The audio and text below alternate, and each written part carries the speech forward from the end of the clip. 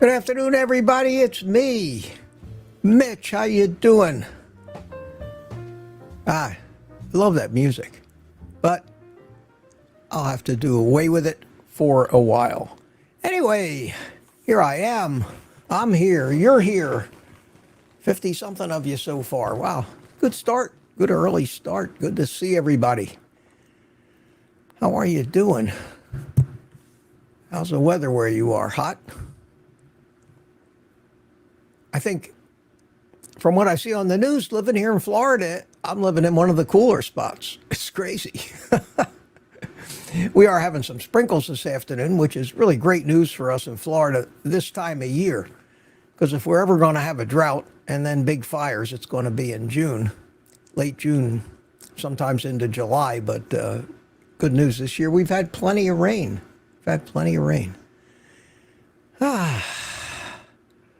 So I've been a busy boy. I hope you've all kept yourselves occupied as well.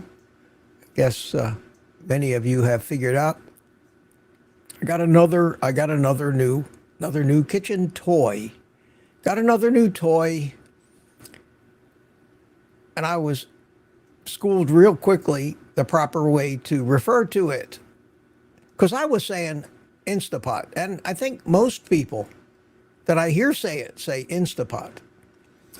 And I got an email from one of my viewers who said, watch out, Mitch, there's a angry and militant community of Instant Pot users that don't like it when people call it an Instapot.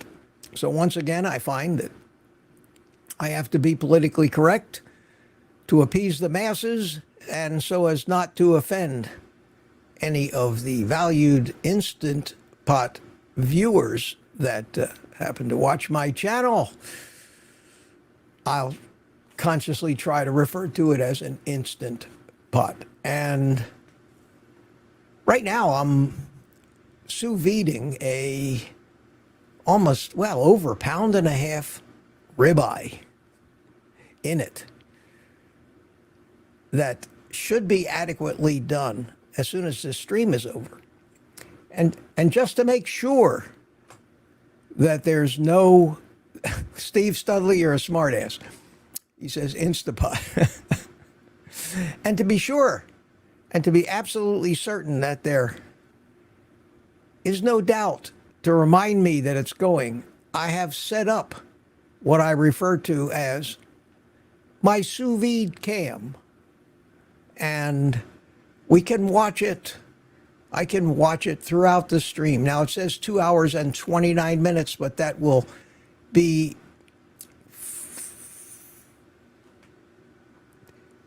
I don't know if you lost my audio there or not. You may have. I created that, and I don't know if it had a microphone in it in that scene. Let me go ahead and add. Well, you saw the Instapot or the sous vide cam. I don't know if I'm going to use that. Did I lose the audio? You heard me. Stormy says you heard me. My audio worked while I was on the sous vide cam. Okay. Sometimes you have to actually add the particular microphone input into any scene that you create, or the mic just stops working when you click to it. But I guess since my microphone is connected straight to StreamYard and not to OBS, then that would be the case. Yes, good. So we can go back to the Instapot, to the sous vide cam anytime for a minute-by-minute, play-by-play view of how my steak is sous videing. And I was saying that it started out at 3 hours, and I think that's the minimum amount of time you can set this thing for to do a sous vide. But for a steak at 128 degrees, 2 hours is more than adequate. So the way I've got it timed out is this thing will be well cooked enough to sear before the stream is over. So I will go immediately from here and cook my second meal of the day. But the marvels of technology allow me to bring you. I mean, Elon Musk has got nothing on me. Yes, I know he can show you live pictures of boosters landing on drone ships out in the ocean, but the technology involved in that particular shot was fabulous, fabulous. But I did it. I thought it would be worth it. Actually, it's very simple. I have a little program called IV Cam, and it just, you could take any cell phone, any old cell phone, and that's what I use, and just run an app on it, and then on your computer you run the app, and voila, you've got the picture from the cell phone on your computer, and you can use it in anything you want. And I used to use that a lot of times when I did drone live streams, when I had different shots of where I was building and overhead shots and things. I could move that camera around anywhere I wanted it. No wires, no nothing. Just using an old cell phone. Worked out pretty good. So I hope you got a kick out of that. It may be a little extreme, but that's me and my gadgets. I like to play with that stuff. Well, look at this. We got 85 people here so far. Good for you. And I saw some people come in from all over the world. So let me take a few minutes here, hopefully not the whole show, and say hi to some people. One thing that greeted me when I logged in was we have TJ Byers join the private community. If you're here, thank you very much. If you're not here and watch the replay, wanted to acknowledge that. Cliff Medina says, the place to be. United Carnivore, greetings from Tampa Bay. Carnivores unite. And we also have Ensem Vargan. How you doing from Sweden? Ensem Vargan. I think I got that right. It's pretty obvious. Hopefully so. And United Carnivore came back because we've been talking about, especially in the private community, we've been talking about trying to do a meetup because we got an awful lot of people that live down here in Florida. Now, one of the Tampa guys suggested that there's a Brazilian steakhouse over in Tampa, and I always look for any excuse to go to Tampa because my daughter lives over there, and be an excuse to visit her. But then I come to find out that in this mall that's not too far from me, 3 miles from my house, we also now have a Brazilian steakhouse, and I would have known that if I can't even remember the last time I set foot in that mall for any reason. So now there's a quandary. We got a Brazilian steakhouse over here on the east coast of Florida. We got one on the west coast of Florida. And United Carnivore tells us that they have great lunch specials. And I don't know if any of you have ever been to a Brazilian steakhouse, but you've never seen so much meat in one place. And the waiters keep coming around with big skewers full of stuff, and they cut a hunk off for you, put it on your plate, and then the next guy comes around. They got every kind of cut of meat that you can imagine, and it's you always eat too much. I was at one in Miami once, and when we got done, and I wasn't even a carnivore back then, but all I ate was meat, and I could not move. I ate so much meat, I wasn't used to it. It was late at night because the people down in South America and Brazil normally take their evening meal very late at night, very late. I don't know how they do it, and then go to bed with all that meat in their stomach, but somehow they manage, they do it. So we're talking about that, and if any of you are in Florida, and assuming that I might do 2 meetups, one in Tampa and one in Orlando, dates and times to be determined, but sometime, let's say, next month. What I'd like you to do is I'd like you to, and I'm going to make a little YouTube video about this too, to get it out there to a more broader community, but I'd like you to email me, oldguycarnivore@gmail.com. Tell me which place would be more convenient for you, if there's any particular days that you perhaps can't make it, and I'll try to put something together that where we can have one of these truly a meetup, and I with MEAT, and I can't think of a better place to have one than at one of these Brazilian steakhouses. So email me if you think you might be interested. If you're here in Florida, I know that for some people in Florida, that could be a 5-hour drive or more, or 10-hour drive if you're up, in the Panhandle, in Pensacola. It could be a 3-hour drive from Miami or South Florida. But you might want to do it. Who knows? We'll see. I'm going to think about it and see if I can't put something together. M. Savargan says to me, have you ever tried cooking in nature? It would be great to see Mr. Old Guy cook over an open fire while you film and share your thoughts about various topics. About the only cooking that I do in nature, and I hadn't done it for a couple of years, is on my Weber grill in my carport. I don't really have the opportunity to do that. I don't go camping. Come to think of it, there is one time a year, and I think I did film it and put a video out on it. On Thanksgiving, my son and his family camp out for a week at Moss Park, which is a huge, beautiful park. And they have all the trailer hookups and everything.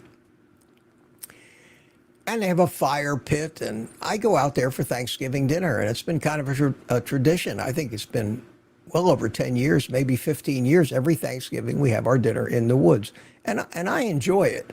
But once a year kind of meets my quota of the outdoor cooking that I think I really need in my life. So probably won't happen, my friend, but it's a great suggestion. Ron Emerson Kai is here. How you doing? Happy Saturday to you. And Vivi B, animal fat and happy. Hello from Sebring, Florida. Well, you're close enough to come to, you could go both ways. You could go to Tampa or Melbourne. You're right smack dab in the middle between the two of us there. So think about that. Stormy Carnivore is here. Says, hi, Steve. And we have Danny Mullen is here. Hello from Cushman, Washington. How you doing over there? Danny C, hi, Mitch and fellow Carnies. Booby Goats, hi, everyone. What's up? It's a nice 94 degrees. Don Shanger, I was just going to watch your Instapot video as I just received one from my daughter, never used. So far, so good.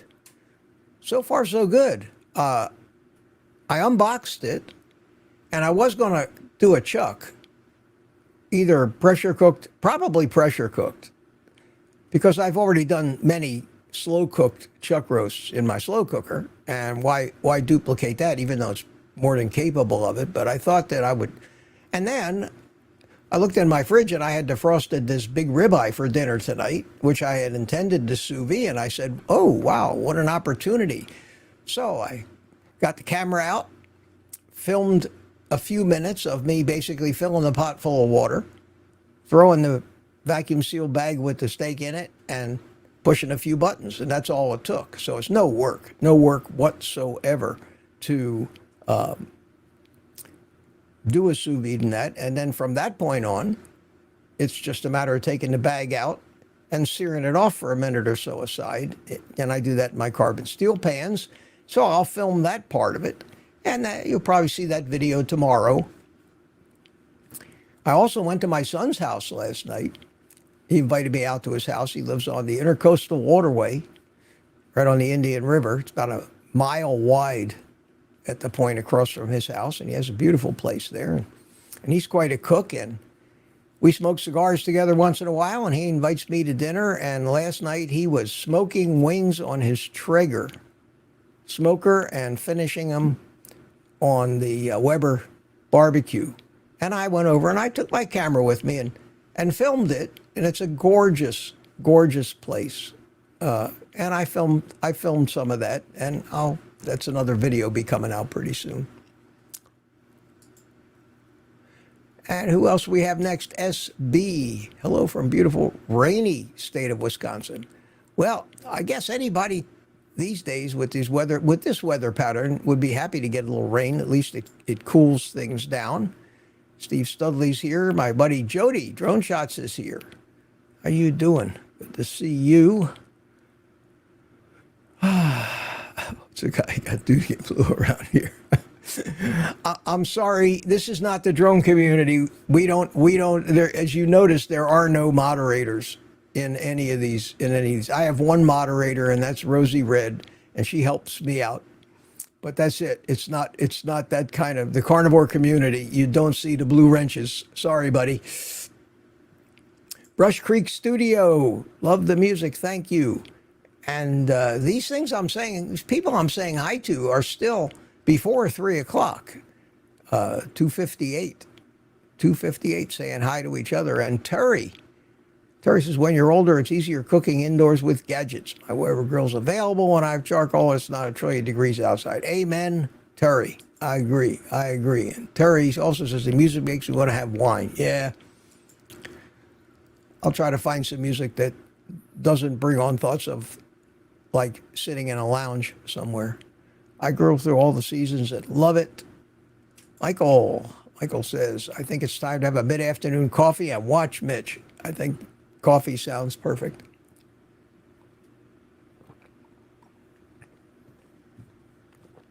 Now, if you guys have any questions for me, type 3 capital Qs. Make sure you put them in there before the question, because I figured out how to use the search feature.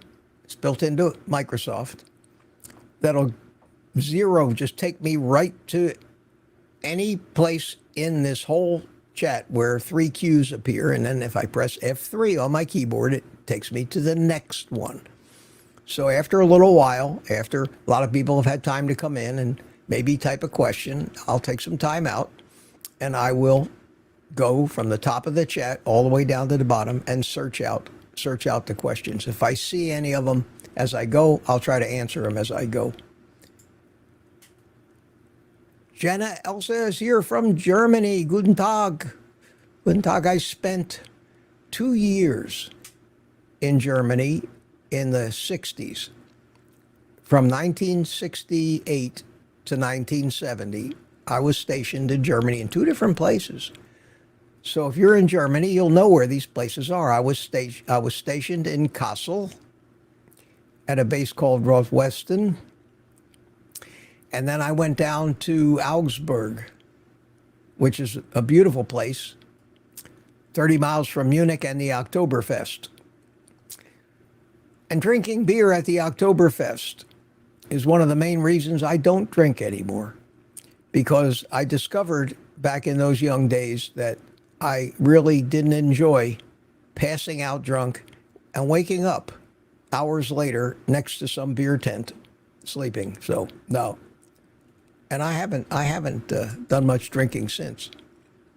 Texas Tom's Shaving Tips, how you doing? Good to see you from West Texas.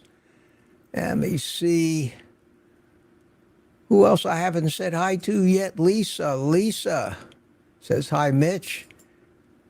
Julia Uyghur is here. Hi there, Mitch. Typical UK summer, dull and chilly. There's a lot of people over here in this country that would kill for that right now. Michael says, hey, Mitch, I'm here in North Carolina. Decently warm here. Every once in a while, I got to go outside and warm up. And Stormy says it's hot in Arkansas. We have Maureen is here. How you doing? Very cold in England, heating on. I like these Saturday stream. Talk much, bitch? I like these Saturday streams because I get a lot of people from Europe, which is great. Brush Creek Studio in South Texas. And here's a blast from the past. Rodney Bell. Hiya, Rodney. If you're still here, man, thanks for stopping by. Rodney is the old drone guys. Rodney does his live streams, and he's a big part of the drone community. He's saying hi to Jody and me. Good to see you, man. Thanks for stopping by, even if it's just to see if I'm still alive and what I'm up to these days. YouTube. I like that. I have an excuse me. I have an instant pot too. They sell a lot of these things, man. I'm surprised. Amazon, when I bought mine the other day, said that they had already sold 6,000 of them this month, especially at that price. And that's why I really brought it to everybody else's attention. I've been hearing about this Instapot stuff. You know, every time I put up a sous vide video, I get comments. Oh, I do sous vide in my instant pot. It comes out great. And I said, what do I need that for? I got all this. I got stuff to sous vide. I got slow cookers. The only thing I didn't have was a pressure cooker. But for $75, I'd buy one just to test it, even if I threw it away.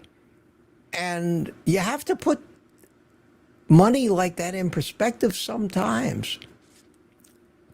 I was in Costco. Last time I was in Costco, I went to the aisle and I was looking at ribeyes. And Costco cuts them about 2 inches thick.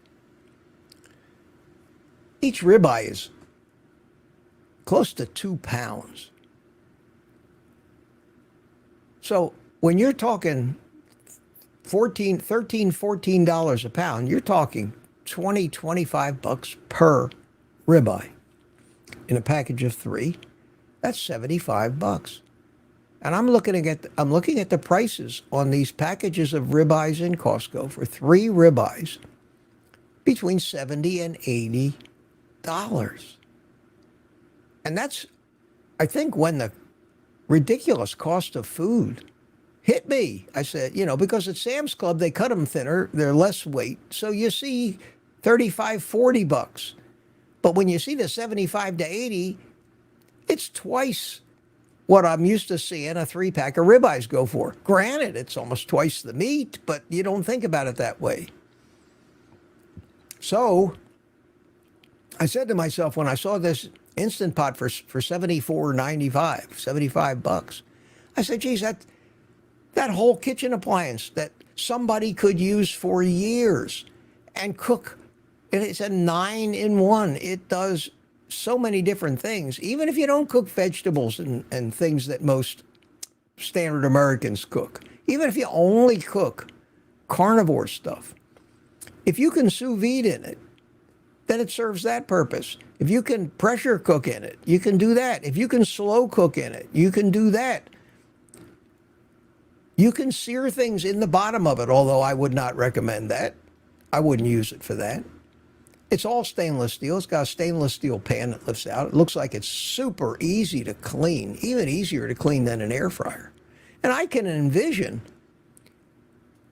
a carnivore getting by with just one of those things and a decent frying pan to sear some meat in.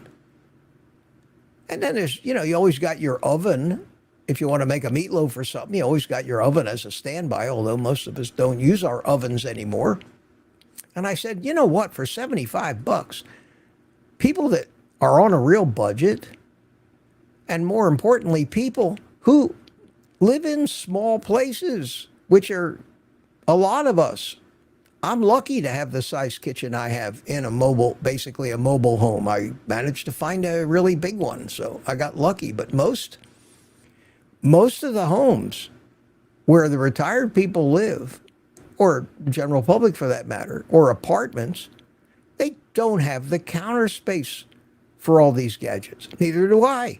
My closets and cabinets are full of that stuff in all the places where I might have stored food. Another carnivore advantage.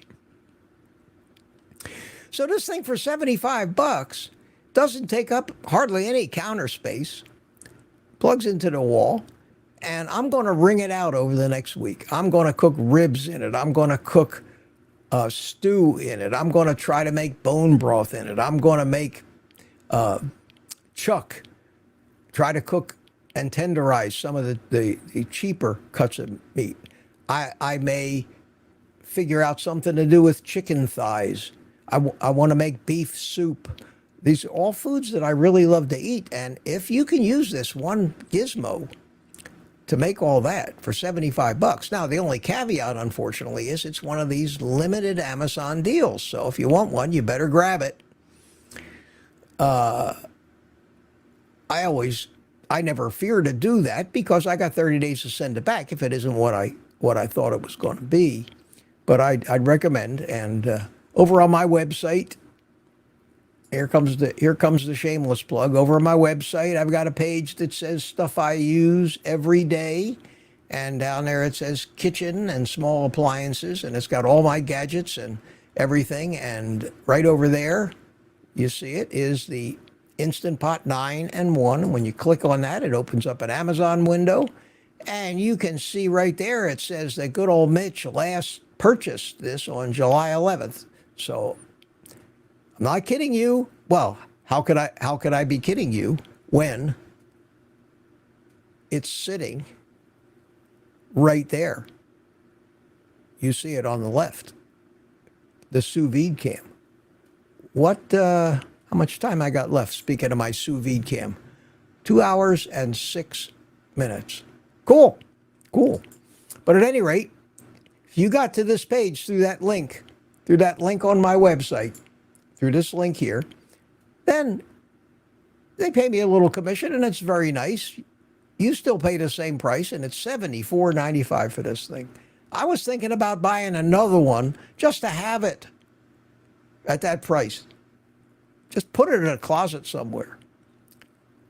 In case 3 years down the road, the one that I have takes a crap and I have to throw it out. Because nobody fixes small appliances anymore. We all just basically throw them out.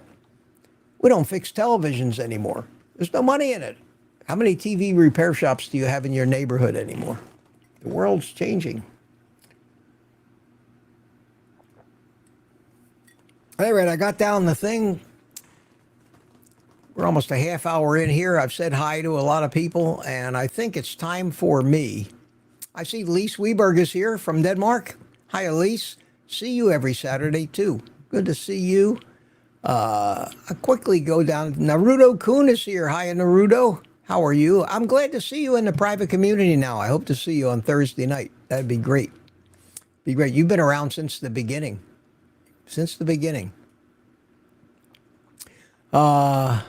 Terry says, my pot is old. I'm super interested to see how sous vide option works. I have heard.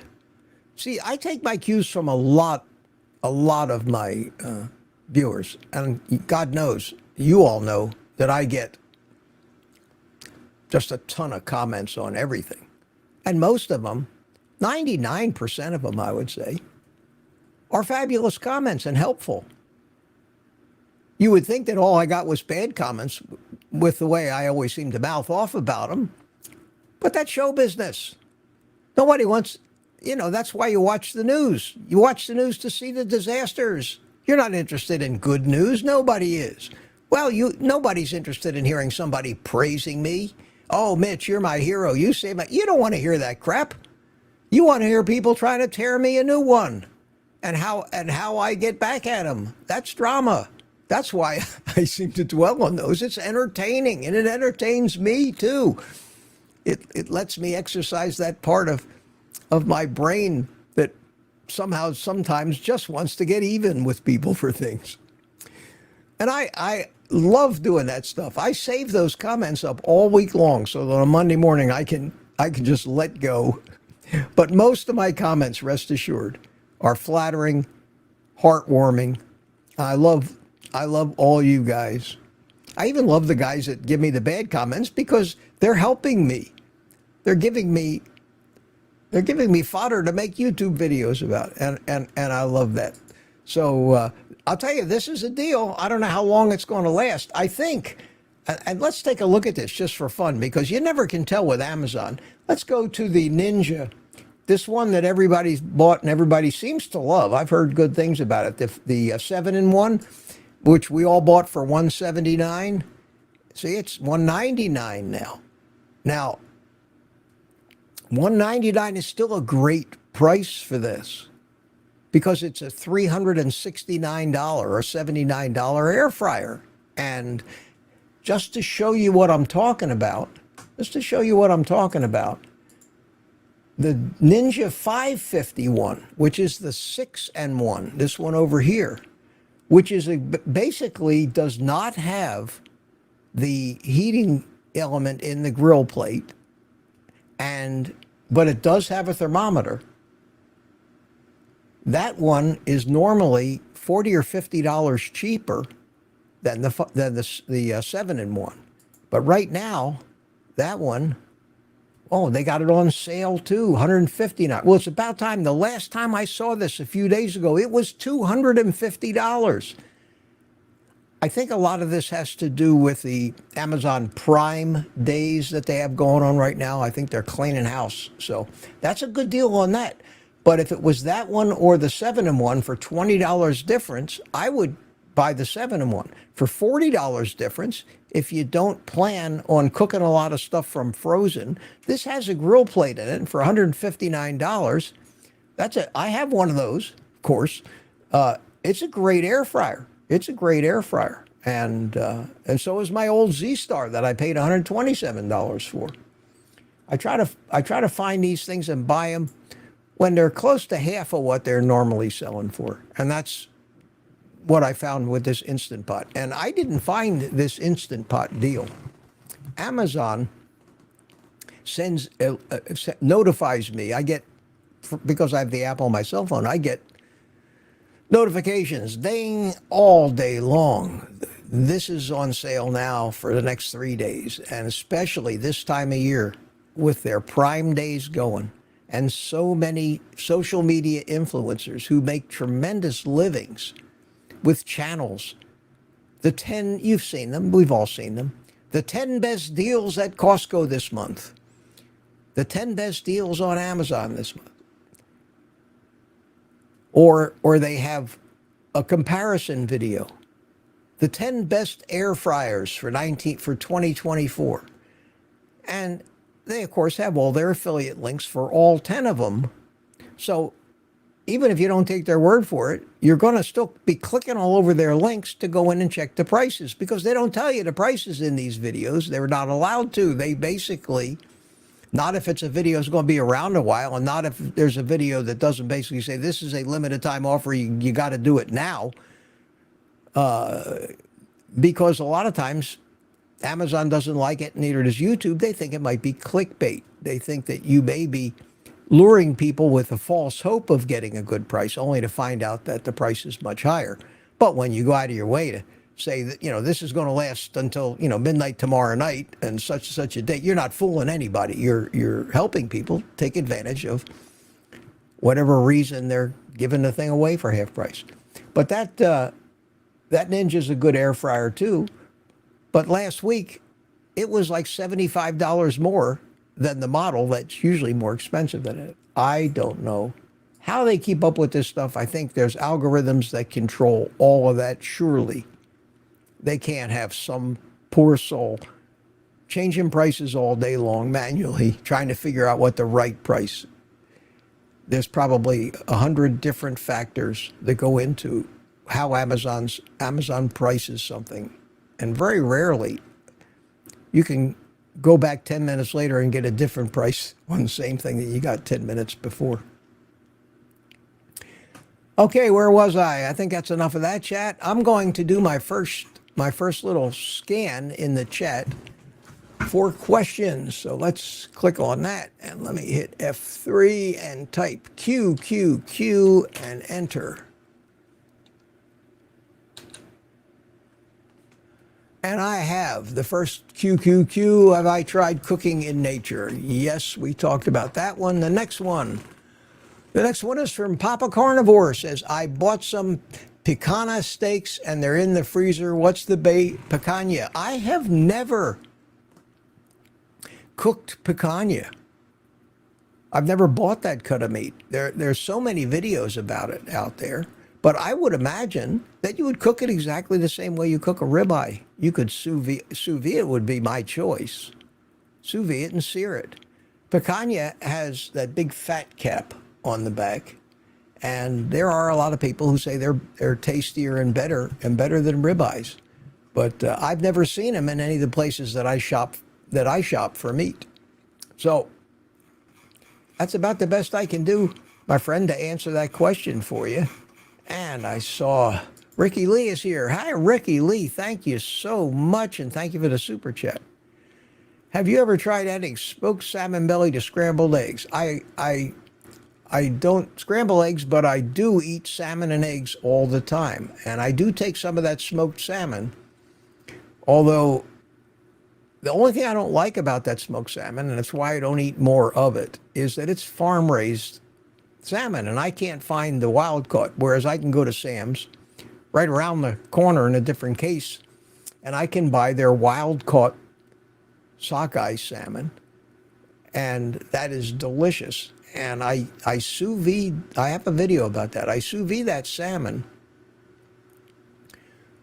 for 45 minutes at 145 degrees with 3 pats of butter in the pouch. I'll take the salmon, put it in the sous vide bag, in the vacuum sealer bag. I will take 3 pats of butter, put them in there, vacuum seal the whole thing, put it in the sous vide bath for 45 minutes at 145 degrees, and it basically butter poaches it.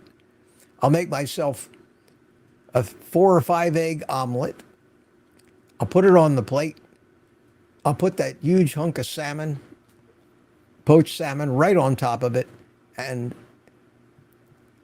I'll struggle to finish eating the meal. There's that much food, but it doesn't get much healthier than a meal like that. And that's what I do.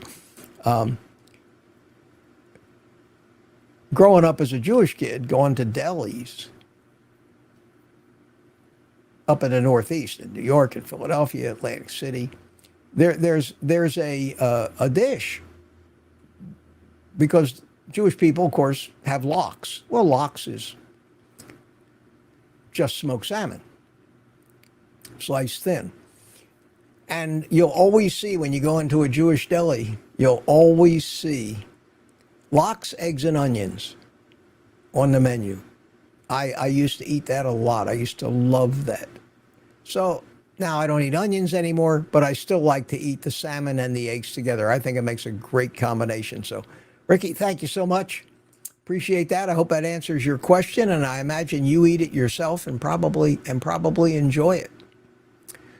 So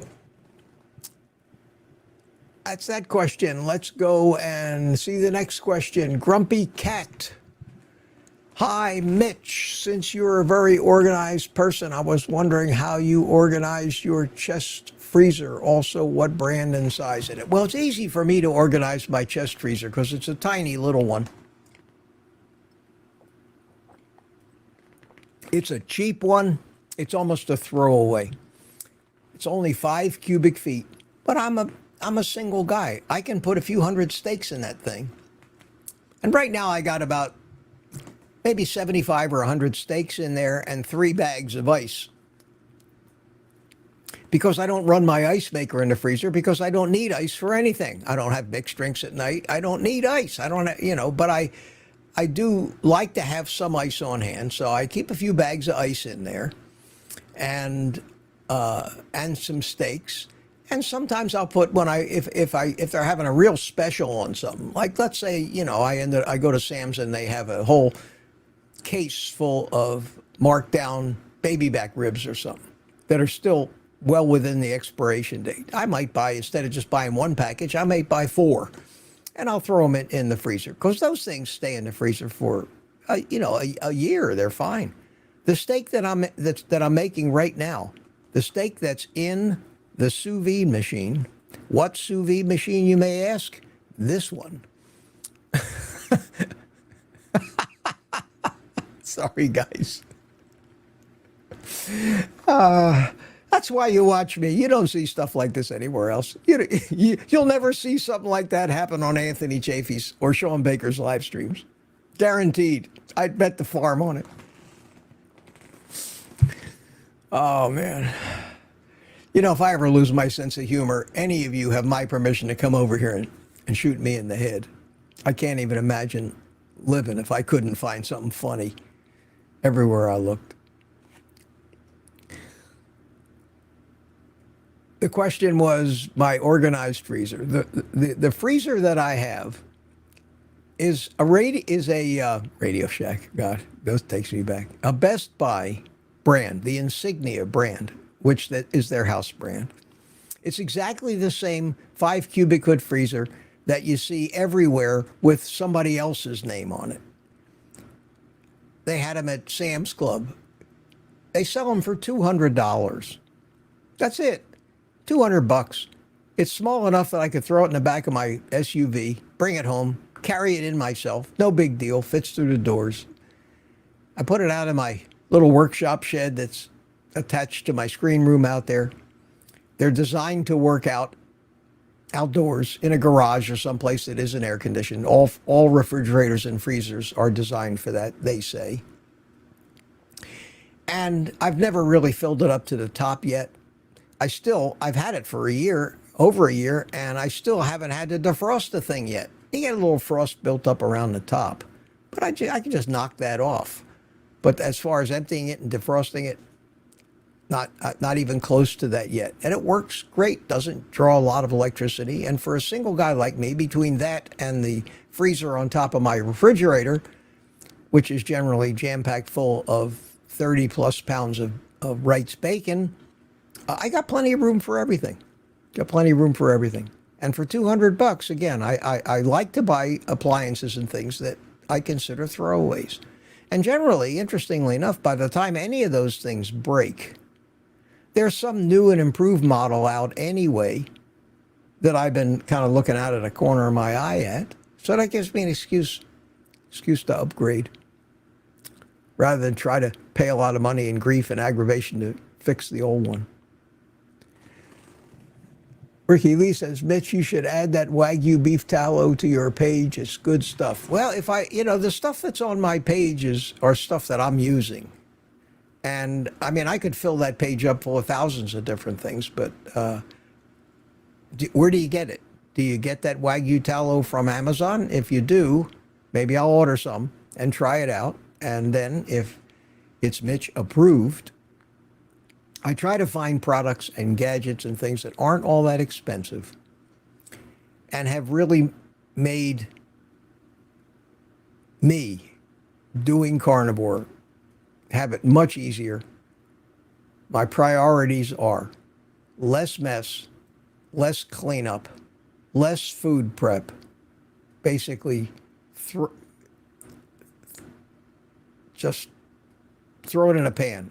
My bacon and eggs method, and I made a video about this because everybody used to tell me I should be cooking bacon in my air fryer or in my oven, a whole, couple pounds at a time. And the way I cook it is I cook it in a frying pan because I eat 4 or 5 slices of that thick bacon.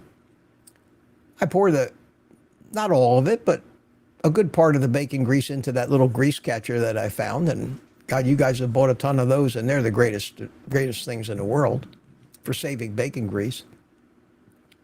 And then I whip up my eggs because I like omelet style, and I pour them into what's left of the bacon grease. And when I'm finished cooking, the egg has soaked up every last drop of whatever bacon grease was in the pan. And when I say every last drop, I mean that when I take the omelet out of the pan is, for all intents and purposes, clean. It may have a little tiny thin coating of bacon grease, but that's a good thing. And all I do when I'm done with that, I don't ever put those, even the Mueller 12-inch, the stone ceramic pan, I don't ever wash them. I wash them if I cook something like a high-fat burger in it and there's just tons of grease left in the pan. Yeah, I'll wash it, but I have two things I consider. I don't want that grease to be going down my drain. Even if it goes down emulsified because you're using soap, I'd rather not have it down the drain. Most of the time I'll pour it in an old Ziploc bag. I just don't want my drains to get clogged. That's a pain.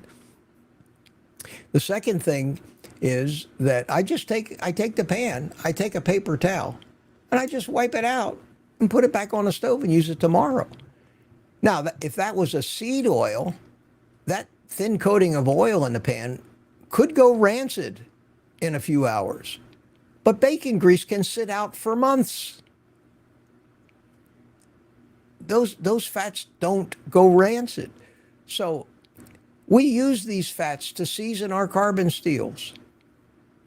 People take tallow, women take tallow and use it as face cream, for God's sakes. It makes a better face cream than these $100 little jars of this crap they concoct. So leaving a tiny, thin, microscopically thin coating of bacon grease in your pan is perfect, And that was the consideration for why I like cooking them exactly like I cook them. Because when I'm done cooking, I have nothing. I have one plate and a couple of forks to rinse off and wash, and I don't even use my dishwasher anymore. I generate no dirty dishes. So for me, the first consideration of any of these cooking methods, and I even hate to call them recipes because they're just different ways to throw together meat, eggs, and bacon. What else is there on our, it's not like we have a spice cabinet with 87 different exotic spices in it. It's tough to come up with carnivore recipes. One of my favorites that everybody seems to like, the last one I did, was that frittata. And all that is hamburger, bacon, and eggs. So you have the same ingredients, and you get your variety in this lifestyle, if you need variety, by finding different ways to throw those same ingredients together and come up with a dish that may be a little different. Cook your beef differently. Slow cook it. Pressure cook it. Barbecue it. Sous vide it. And you get your variety, or different cuts of meat. Something I've never bought that I see every day in Sam's Club. I see stew beef, stew meat. It's cheap. Looks pretty lean. But if I'm going to be cooking it, I can add all kinds of fat. God, I got bacon grease by the 55-gallon drum here. I'll start experimenting with that. And that's helped me and made it more interesting for me. Experimenting with the pork rind crumbs to make things that are, like the chicken wings that are breaded, the fried shrimp that I do, fried in bacon grease. They're delicious. To make meatloaves using the pork rind crumbs instead of breadcrumbs. And it doesn't trigger your old habits of eating things that weren't good for you. The closest I come to that are my chicken wings. But they don't trigger me to want to go out and get chicken, because I think they taste better than chicken wings that are actually breaded. So it doesn't give me any desire to go to the wing restaurant and eat breaded chicken wings fried in canola oil. I think the ones that I make in the air fryer taste better. That's a challenge that I mean, it's the challenge for me, and YouTube has provided me that challenge. I don't think if I wasn't doing YouTube videos that I'd have the desire to keep experimenting and doing all these things. But since I'm basically all in this carnivore thing, if you're all in, man, give it your all. So that's what I'm doing. So when I saw that Instant Pot for $75, I looked at it in two ways. I said, well, that may be cool to have, because I may be able to come up with some, or nobody, everybody's done everything already as far as how to throw this food together. But at least I might be able to introduce or throw a little twist into something, or at least figure out how to make it without the ingredients we don't want to eat. It gives me material to keep this channel going and not just keep saying the same things over and over again, answering the same questions over and over again, and come up with something interesting. And I try to do that in a lot of ways. I try to do that with my photography as part of the videos. I try to do things in different scenes, walking around the neighborhood, out back behind my house. I have a video coming out in a day or two where I was at my son's house.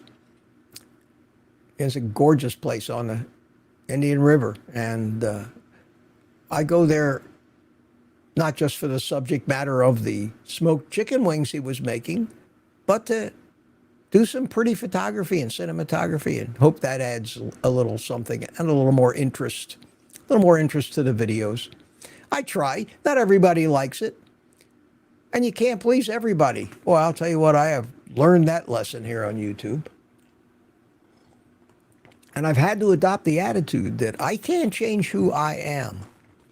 I can't change what I like to conform to what people want to see in the people that they watch on YouTube. I can only say, if I'm not filling the bill, why are you watching me? I'm not going to change. And it's taken me a year of doing this YouTube, and my 1 year anniversary as a carnivore YouTuber is in about a little less than 3 weeks. And I have changed drastically in that year with my attitude towards how much I care whether somebody approves of me or not. That's not arrogance. That's just reality. Nobody should influence you enough, especially if you're a good person, to want you to not be yourself. Not be who you are. And I finally just said, if they don't like me, love it or leave it. And it's working so far pretty well. I could probably be twice the size of channel as I am now if I kowtowed to everybody. I just can't do it. Sorry, guys. Ricky Lee, thank you so much. A super sticker. Always appreciated. Always appreciated. Let's look for the next question here in the chat. So the last question was Grumpy Cat with my freezer. I hope I answered that for you. And the next one, where is it? Oh no. What's going on here? What is going on here?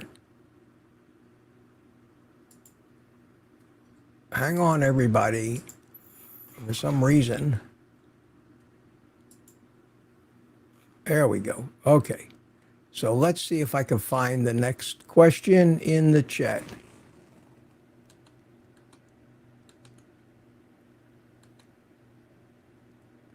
Okay. Michael Benson. Michael Benson. How are you panning and zooming that one camera shot in your kitchen? Michael, do you know how many times I get asked that question? How do you have a drone following you when you walk? How do you take a picture and see your whole body from above and in front of you? How do you zoom around in the kitchen? How do you get the camera to follow you like that? Well, there's two kinds of cameras, two different cameras that I use. Both of them are considered action cameras. Like a GoPro, but not a GoPro. I have an old GoPro, but I don't use that very much. I did a video probably 4 or 5 months ago called Behind the Scenes. And in that video, I did a very detailed explanation of how the camera you're talking about is a 360-degree camera. It's the kind of camera that people who do real estate photography, they take the camera they put it in the center of a room, and when they start recording, it records virtually everything 360 degrees directly above and directly below. It captures the entire space around it. These cameras have 2 fisheye lenses, one on each side, each facing in different directions, and it records everything. Now, if you've ever seen these 360-degree videos where you can take your mouse and push them around and scroll around. And if you use your mouse wheel, you can zoom in on something or zoom out. Well, that's what you can do once you have a 360-degree image recorded. So I don't touch the camera, either when I'm filming or when I'm walking with that camera. I just hold it out there on a stick in front of me. And that camera is so sophisticated and has the software built into it that it processes that stick completely out of the image. And it's an Insta360 X4 camera, and they actually call it an invisible selfie stick. So you put that thing out there about 5 feet in front of you, and you walk, and the stick disappears, and you zoom out far enough where it looks like there's a drone flying 20 feet over your head. And that camera, even though those pictures are wildly distorted at certain angles, that camera refixes everything and lines it up. Sometimes you'll notice in those pictures that I'm a little distorted when I start getting close to the edges, or when I lean in a little bit. Maybe my head will look like an alien, or I'll look skinnier than I really am. That's unfortunately, that's one of the downsides of a 360 camera, but the upsides of it are absolutely fabulous. And that's how I do that. And it's all done in the editing. After it's shot, I've got everything recorded. I sit down with the editor and I can scroll around in the editor and I can say, okay, that right now at this point in the timeline, that is the shot that I want. Zoom in and out to right where it is. And I put something called a keyframe in there. And when it goes to render the final video, that keyframe tells it what shot. Then I go to the next. If that shot's fine, I'll leave it alone. But if 3 seconds later I want to pan over somewhere else, I'll go to that point in the video and I will put another keyframe in there and set it to that shot. Now I've got one keyframe that's over here. I've got another keyframe that's over here. And then the editing software makes the transition between the two. So it appears in the final video as a pan, like the camera's moving. But the camera isn't moving. The window of what I picked out of that sphere of images is moving. And I can even adjust the style of the move. I can say start fast and slow down towards the end. Start slow and speed up towards the end. Start slow, go fast in the middle, and slow down at the end. That would be a move like start slow, go fast, and then slow. And that's the most cinematic move, and that's the one I use most of the time. And you can create whole new worlds and never move the camera, not an inch. It's crazy. It's crazy stuff. I've got a 25-foot selfie stick, a pole. I can put that camera on a pole and go take it for a walk and raise it up and down and move it around. And when I get done editing that video, there's nobody on the planet that would think that wasn't a drone flying around. It's absolutely incredible. And a lot of people today with the new drone laws are using these kind of cameras in place of, because there's no laws against where you have to have certain licenses to fly. There's no law that says you need anything special to use a camera on a stick. So that's how I do that. I hope that wasn't too much of an answer for you. I can tell you, if you want to find out about that camera, I did put a link to it on Amazon. It's not cheap. I don't expect you to buy one, but I did put links to all the cameras. And if people are interested in finding out more about the camera, I tell them, go to my website, click on the link. Here's the Insta360 X4. It's a $500 camera. But this is what it looks like, and there's a lot of information about it here, and they tell you all about how it works, about how it's terrific. And if you go on YouTube, you'll find just tons of photography reviews on that camera, tutorials, how to use it, how to edit, how to do all that other stuff. All I ask is that if you end up buying one, use my link. Thank you very much. Next question. I hope that answered it, Michael. Hope it wasn't. Hope I didn't overdo the answer for you there. So let's see what the next. Sean Sweeney says, hi, Grumpy. Oh, that's starting out well. I've just started out on this meat mission and have purchased 10 big strips of pork belly. Are they a good source or best avoided? They are a fabulous, absolutely fabulous source of fat. Something that people are more likely to not get enough of, being carnivore. Pork belly is bacon. It's just uncured bacon. You could take pork belly, slice it up, cure it, and you'll have bacon. A lot of people make their own bacon from pork belly. So that's what you're eating. You're eating bacon. You're eating bacon without the tiny amount of sugar that might come from the cure. It's probably better and healthier than bacon, but the fats in pork belly are the same fat that's in bacon. And if you start doing a little research into that fat, you'll find it's a tremendously healthy fat, full of monounsaturated fats. It's got more they say, I've heard this. I mean, I don't have a laboratory in my storage shed, but from what I've seen, it has more monounsaturated fats, which are really good for you, than it does saturated fats, which are also really good for you. But I don't think there's a bad thing in that. The only thing you got to be careful of is that it is fat, and you don't want to eat too much fat or you'll never leave the bathroom. So, yes, Sean, you're on the right track there. In fact, I need to start buying some pork belly, and because people take pork belly, cube it up and stick it in an air fryer and make crispy pork belly bites, which have to be as satisfying as eating bacon. Because the best thing about bacon isn't the meat. The best thing about bacon is how the fat crisps up when you eat it, and it's juicy when you bite into it. And that's where the flavor is. It's wonderful. It's wonderful. I eat a half a pound of bacon every day. So I hope you like that answer to that question, because you're on the right track.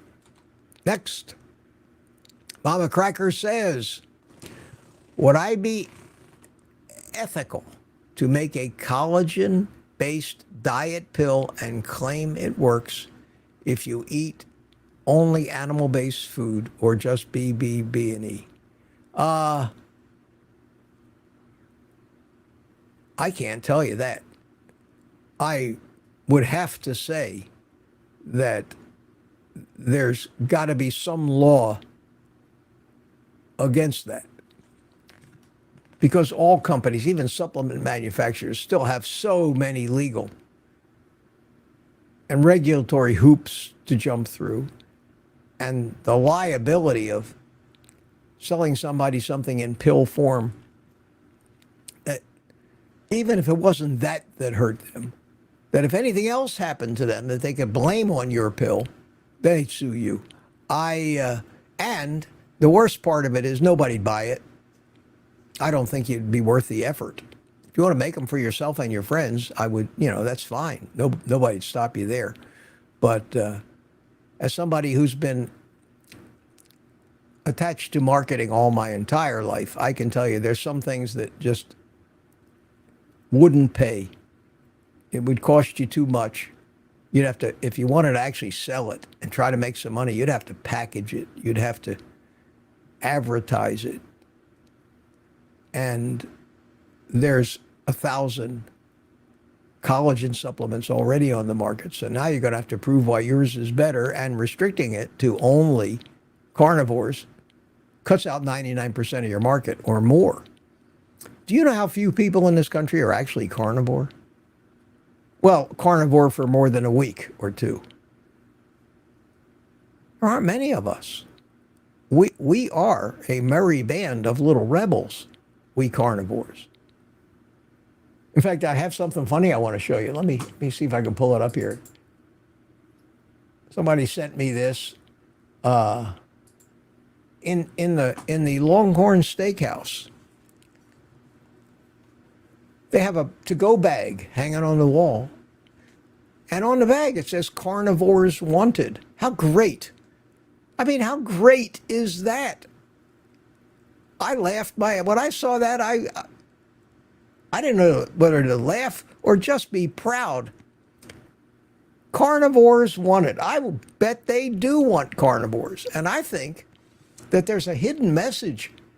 There's a hidden message in that bag. Not in the bag per se, but in the bag's existence. I think there's a hidden message there. And that is, what better businesses, public places, what better places to publicize and promote the carnivore lifestyle than steakhouses? It's a win-win situation. And it looks like somebody in Longhorn's marketing department, and this would hold true for the Texas Roadhouse, Outback Steakhouse, any of these huge chains, to fight the propaganda that's killing them in that meat is bad for you. And the best way that they could fight it, not only for their own business, but for the betterment of humanity in general, would be to jump on board and start throwing that word carnivore out there every chance they got. Have specials for carnivores. Think about it. Think about it. You go into an Outback Steakhouse and you look at the menu, and in every meal that has meat, they have an option to get it without bread and without the sides, and it costs less. Think about that. Am I the only person in the world that thinks that would be a great idea? If you knew you could go to a restaurant and not have to pay for the shit that you don't want, have it brought to you and then have them take it away, and explain to them why, wouldn't it be great if they knew why? Now, the barbecue place that my son and I go, we go almost every week. They know us. They don't even bring us menus anymore. We buy, our meat by the pound. Slice, brisket or smoked wings. Yeah, there's probably a little rub on them and maybe a little sugar in them. I don't care. If it doesn't trigger cravings in me, it doesn't matter. I can handle that. Not that much of a purist. It's not going to extend my life one more day or make me feel any better if I happen to get a gram or two of carbs accidentally. If I don't eat it, I'm going to make it anyway. It's not going to shoot my insulin up. It's not going to raise my blood sugar. It's not going to have any adverse effects on me. Sometimes we get too anal about this stuff. But we go in there, and all the waitresses know us, and they know we're carnivores. And when they come up to us, they know what we want, and they know better than would you like dessert today? What sides you want with that? You want potatoes? They know better, and it's a pleasant experience to go in to a place where you don't even have to think about that stuff, be offered that stuff, or see that stuff. And by just ordering the meat by the pound, yes, it's not cheap, but it's still cheaper than if we had gotten a meal with the sides and with the bread and with the cornbread, Leave it to them to figure out how to take bread, which is bad enough for you, and make it worse. Make it have more sugar. Excuse me. I have some cold coffee here.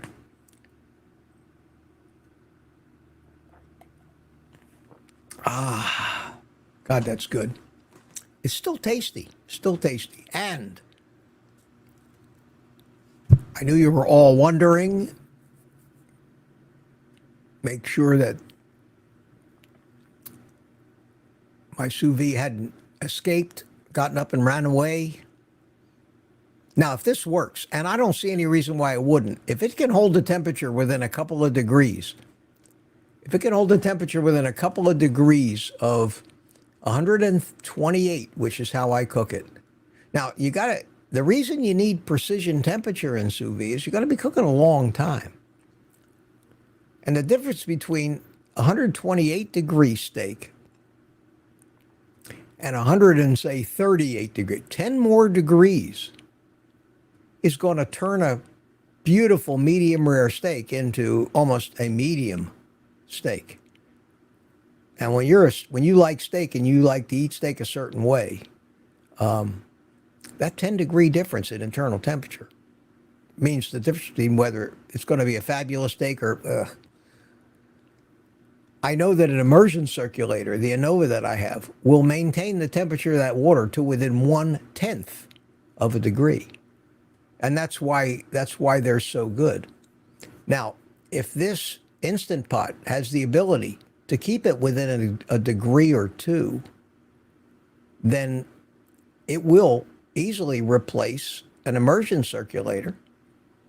And I think that in the instance of a long cook, a 1 or 2 day cook, when you're doing ribs or brisket or a chuck, some people go 48 hours with some of those, and that's how they get so tender without actually getting to the point where they shred when you get them hotter. They're not like pulled pork at 140 degrees or 145 degrees. But the longer you cook them, the more tender they get without actually getting any more done. So time and temperature are great factors in cooking meat. And a higher temperature will make the meat tender by virtue of making it shreddable. And we've seen that with chuck. I've made chuck in a slow cooker, but that's much hotter than a sous vide. Much hotter, closer to 200 degrees. Or put ribs in a 250 degree oven for a long time, and they'll get tender. So the long time at a higher temperature will really tenderize meat to the point where it falls apart. But if you leave a steak for 6 hours at 128 degrees, it's going to be a tiny little bit more tender than it was at 2 hours, but you may not even notice the difference. But it's going to be nowhere near shredding and falling apart yet. So we'll see. And if this thing can hold the temperature relatively close, it might be a better option for a really long cook, a 1 or 2 day cook, because it has a lid on it and the water's not really going to evaporate out of it as it cooks because it's hot. And it doesn't have a motor running in it like the immersion circulator does. And that necessitates that I carry it into my laundry room and shut the door, because who wants to listen to that thing whining for 2 days? So I might try that too. Anyway, these are just things that just trying to come up with better ways of doing the same thing. So I hope I answered your question about becoming a pharmaceutical manufacturer there, Mama Cracker, but I don't think I would want to do it. Next question, United Carnivore. Okay, we're back to the beginning again. When you asked your question about the Brazilian steakhouse, and I asked people to email me if they were indeed interested. I think that's all the QQQs I have here. Go back over them again. There's the freezer one. There's how do my camera work. There's the pork belly one, and there's the collagen pill one. That's it so far. If you got any more questions, hit me with them. Other than that, I'm going to go read some of the chat. I want to see what you guys are talking about me behind my back. I see Ann Johnson says, Element, LMNT, is so expensive. Yes, that stuff is ridiculously expensive. So I guess the topic turned to electrolytes. And that's why I make my own now.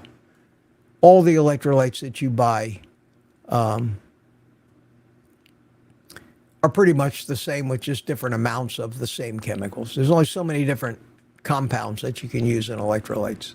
For each of the basic groups, you have salt, that's sodium. Sodium chloride is the most common and used in all electrolytes. How much is up to whoever wants to mix it. Potassium, there are 2 or 3 different chemicals they can mix potassium with, but potassium chloride, again, is the most common. And potassium chloride, like sodium chloride, is a salt because when you take any mineral, like sodium or potassium or magnesium, which are basically metals, and let them chemically bond to chlorine, you have a chloride, and that's a salt. Those are what salts are. And if you licked them, they would taste salty. Magnesium has a few more things that they combine them with. Citrate, magnesium citrate, is very common and often used because it has a mild laxative effect. In fact, it's in most laxatives. In fact, milk of magnesia was named because it's a magnesium-based citrate. Citrate of magnesia, they sell them in little glass bottles. Those are the things that, if you really feel the need to clean yourself out, drink a bottle of those. Those are kind of the industrial strength things that you get before your colonoscopy. Glycinate is another compound. In the electrolyte mix that I used citrate because I liked somebody that had been constipated all his life like me. I enjoyed the mild laxative effect for a while. I don't think I need it anymore. I think my gut's pretty well healed now, but I like, and it's, I think, one of the most common magnesium salts used in electrolytes. So you've got basically magnesium, potassium, and sodium, and maybe calcium.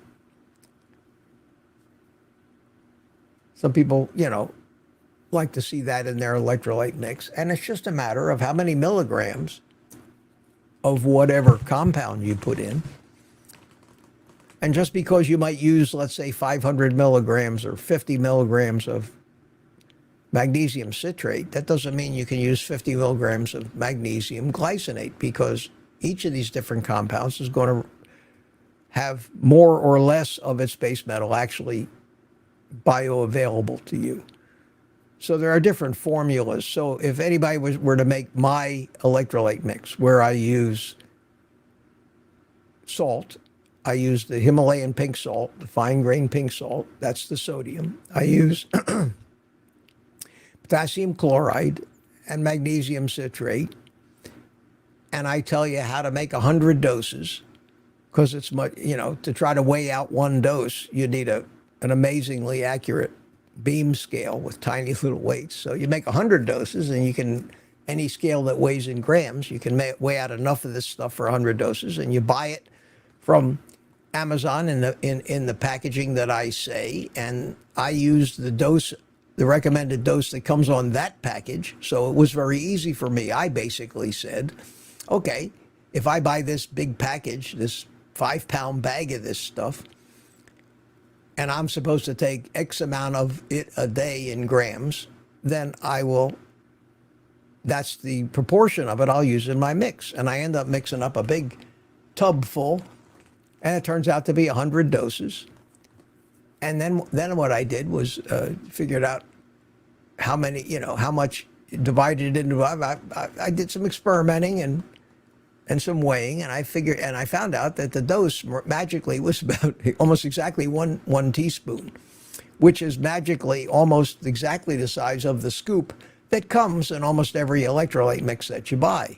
So I figured, well, evidently I'm on the right track, because if I only need one of those scoopfuls of mine, how far could I be off? And I've been drinking that stuff for well over a year now, and have certainly had no bad effects. And I've heard from hundreds of my followers who have made it. And the beautiful part of that stuff is, you got to play chemist a little bit. You got to know what you're doing. You got to make sure you know how to measure, and you understand the difference between a gram and a milligram. And I've straightened a few people out that have written me and said, I don't know, something isn't right, and not that they felt bad, but things volume-wise didn't seem to work out. And they were confusing their units of measurement or trying to substitute some other salt of that same mineral. Maybe they were trying to use magnesium glycinate instead of magnesium citrate. And you got to be careful about that. Then there's a guy on YouTube that has a video where he has his own electrolyte mix, and he basically says right on the cover, this is LMNT's formula. Because you can go to Element's website, they'll tell you exactly what their formula is. This nets out so many milligrams of potassium, so, you know, there's no secret. It's not rocket science. And then one of the biggest things, I see a comment in here, it tastes good. And that's the final question in electrolytes is, you know, is it a soft drink substitute, a sweet substitute for you? Are you taking them because you like the taste, or are you taking them because you're interested in having electrolytes, which taste salty, unless you dilute them down with a lot of water? And I found, for me, I take that big 40-ounce jug that I have, that thermos jug, and I fill it every morning. I take 1 scoopful of the mix that I make, and I put 40 ounces of water in it, of ice water, and I just drink it all day. So instead of going and getting a glass of water when I'm thirsty, I'll go drink it out of that bottle. And by the end of the day, the bottle's empty, and I've had my dose of electrolytes spread out throughout the day. And it works great. And I'll tell you one thing. If I would have, back in my sicker, older days, younger days, say, sometimes my ankles would swell a little. Not like you see these old people with big, you know, cankles, but it would puff up a little bit. I could tell. And that never happens anymore. I never have any edema anywhere in my body because I'm drinking the salts. And the medical community out there is telling everybody you need to reduce your salt intake because salts cause you to retain fluids. If they could have, I can't think of anything else that they don't already have exactly backwards that they could come up with. Don't, you know, because by going on a low sodium diet, you're screwing everything in your body that needs those salts to work. And because they call them electrolytes for a reason. Electrolytes. We have an electrical system in our body. It's what keeps our heart beating. It's why people have to get pacemakers implanted. Because it's why car batteries also need electrolytes in them to conduct electricity. It's because these salts are conductors. And when you don't have them, when you limit them and you need them, your electrical system starts to go haywire. And that screws you up so much. And most doctors will tell you right off the top of their head, oh, if the potassium is screwed up and the magnesium, yeah, that can cause arrhythmia and heart problems and all that. But they don't think that salt is the same thing. It's just another one of the electrolytes. They got to know this stuff. What do they teach them in medical school? Teach them how to write prescriptions. I know one thing they teach them. They teach them how to write illegibly. I know that because my father was a pharmacist, and in my younger years as a kid, I worked in his drugstore, and I looked at the prescriptions that these doctors wrote out that came in, and I could not believe my father could decipher them. My father, I thought he was Superman. But that's, I'm seeing all this electrolyte talk. Okay, here's a question. And it popped right out at me. I didn't even search for it. What's this? Unretired carnivore. Why crystal light? Could you add salt, magnesium? Yeah, you could. You certainly could. I wonder. Let me answer this question first, but I want to try to get back to that because I'm going to go and I'm going to Google and I'm going to try to find out what the ingredients in crystal light actually are. Why do we need the flavors only serve. When you're trying to cure an addiction, those flavors only continue to keep your addiction alive. Imagine. It's what happens to alcoholics when they try to drink like non-alcoholic beer. Trying to find substitutes for the stuff you're addicted to do not satisfy your addictions. They fire them up again. Because the stuff in those substitutes is not the stuff you're addicted to.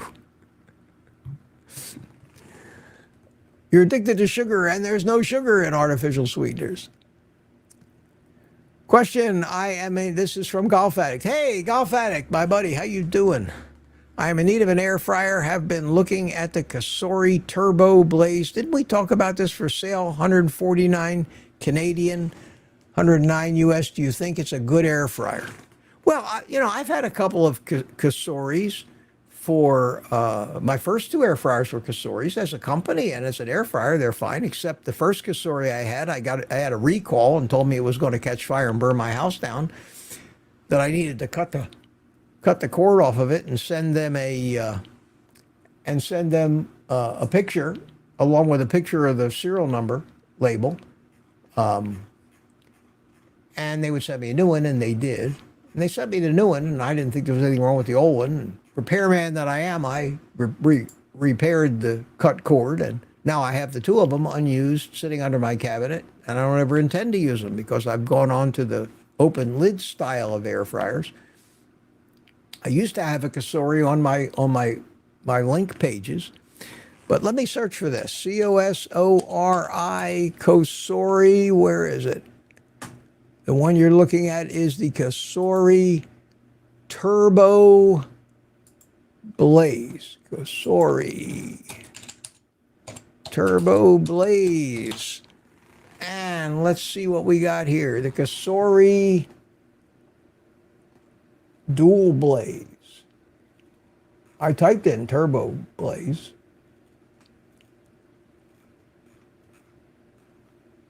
Why is it not coming up? One that says Turbo Blaze. Cosori 6.8 quart. Do you have any more information on that? Turbo Blaze 109 US. Do you think? I see one here for $85. It says air fryer 9-in-1 compact but large 6-quart 5 fast fan speeds with air.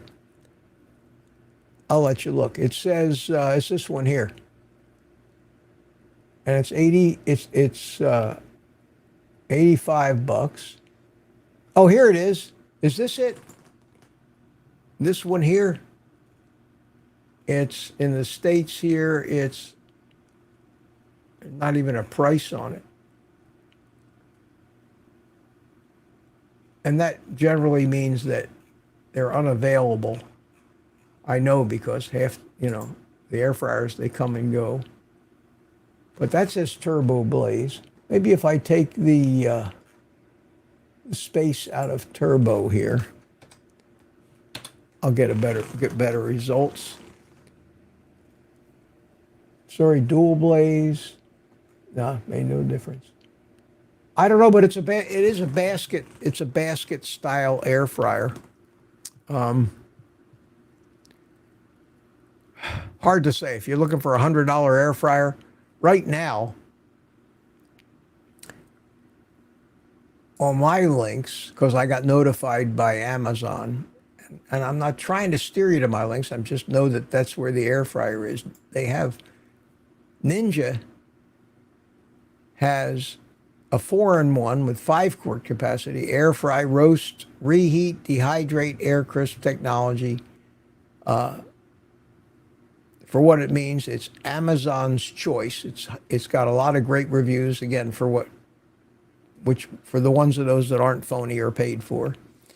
But the quality of the Ninjas have always been good. And I threw that, even though I don't have one of these, I threw it on my recommendations for those people that were asking me what, inexpensive air fryer I would recommend. And I would take a look at that. I can't tell you what to buy, but I think that might be one for you to look at. So hope that answers your question. And the question above that was, Oh, I see another question here.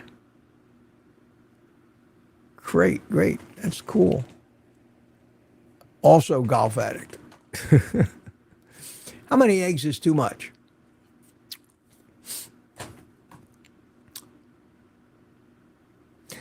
You know, Sten Ekberg, big YouTuber, doctor, holistic doctor. Good guy, pretty smart man. He had a video that says, like, I ate 10 eggs or 12 eggs a day for 30 days, and this happened to me. And what happened to him is he got healthier. From the consensus of the big guys, of which I have not arrived at that lofty plane yet, of the Ken Berries and the Chafies and Sean Baker. I don't think Chafee and I don't think Sean Baker eat many eggs. I know Ken Berry talks about eating 6 to 8, 10 eggs a day. I eat 5 to 6 eggs a day, every day. I think eggs are, I think if you ate nothing but eggs, you'd be fabulously healthy because nobody can fool with the ingredients of an egg. It comes prepackaged. It has everything in them necessary to build a living chicken. What else do you know that comes in a package that has basically every atom and every molecule and every compound necessary to build a living thing that will bust itself out of its package and walk away? That's what an egg is.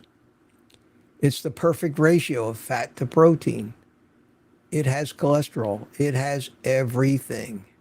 Thousands, tens of thousands of compounds to build life. How could that not be a good source of food for you? And since we pretty well, at least those few of us in the carnivore community, have pretty well put that cholesterol nonsense to bed, and every day we're finding more and more proof that it was a hoax from the beginning. We're finding out where the fraud happened, who got paid off, and why the hell Ansel Keys was able to get away with demonizing fat when sugar has always been the culprit. And eggs just went along for the ride. And of course, eggs have a lot of cholesterol because cholesterol is necessary to build life. It's one of the most important things there are. It's the precursor for all the hormones, the vitamin, the fat-soluble vitamins are all built on a base of cholesterol. Cholesterol builds the cell walls.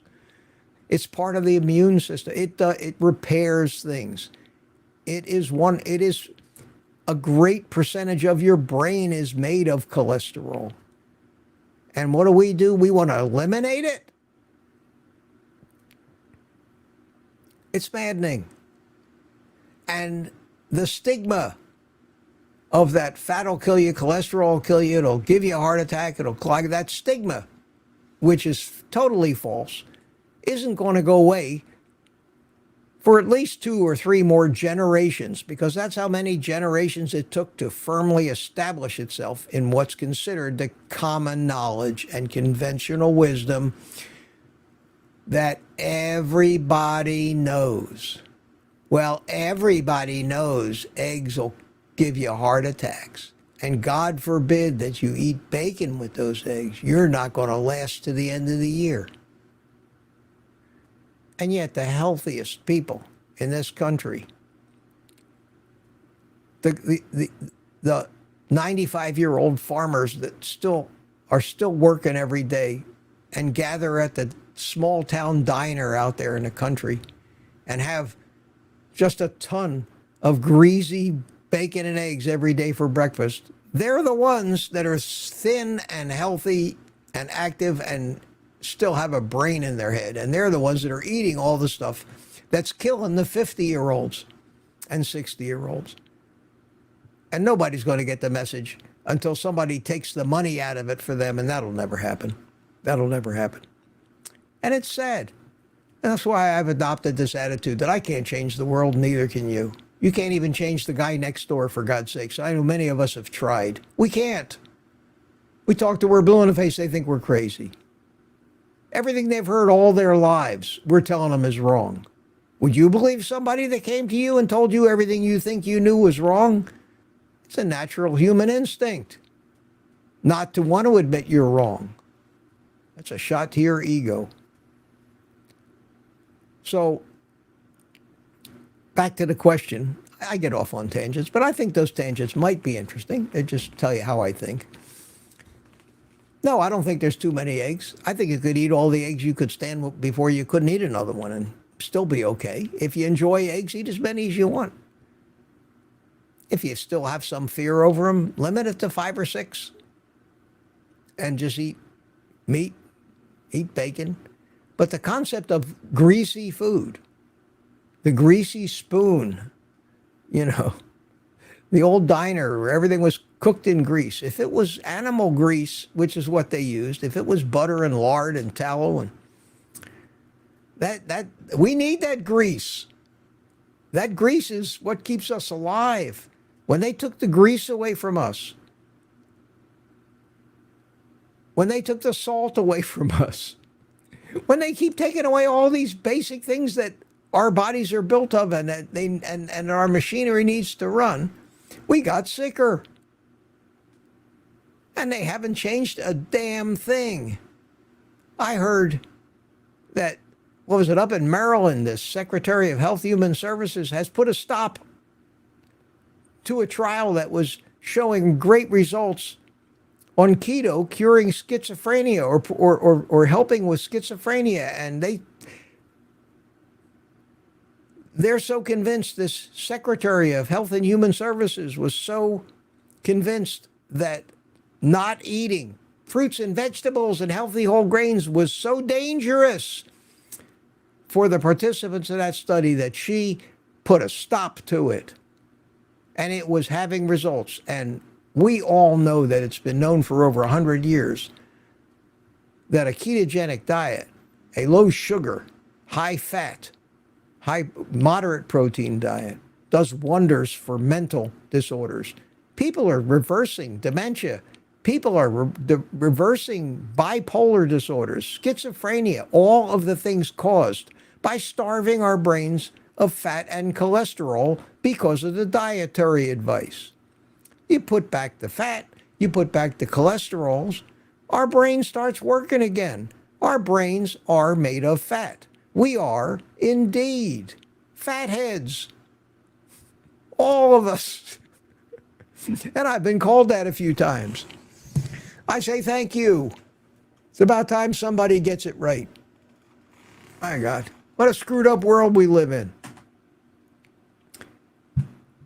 It's unbelievable. It's unbelievable. So I hope that answered that question about the eggs, my friend. And let's see what else we got here. Let's see what else we got as far as QQQs go. There's your air fryer question. There's your how many eggs.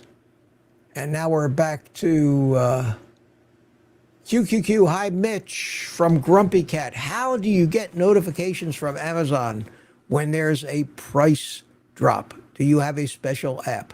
No. I'm an Amazon affiliate. Amazon considers me as somebody that works for them because I have an account where they pay me when I influence somebody to buy something, and I'm responsible for sending them to Amazon to buy it. I get a small commission, but they add up if there's a lot of people doing it. And that's what makes YouTube doable for me right now. Google doesn't pay enough of advertising or any of the other way they pay for anybody to be able to survive doing this. But it's these side things, these affiliate accounts. Now, you can do that one of two ways. You can become a shill for them. You can have a shopping channel. You can have the best 10 deals this month from wherever and do it that way. But I think that the best way to do it, where it's a real win-win for everybody, is that if you're a carnivore and you're looking for better and better ways, and most of us carnivores are recommending things that we use, And that's how I got started with this affiliate thing. People just kept asking me, where'd you get it? Where'd you get it? Where'd you get that air fryer? Where'd you get that frying pan? Where'd you get it? And I would go to Amazon and I'd find a page and I'd answer it. I wasn't getting anything out of it. And I knew about Amazon affiliates. And I said, wait a minute, why am I doing all this for Amazon? Jeff Bezos has got enough money. He can share a few pennies with me.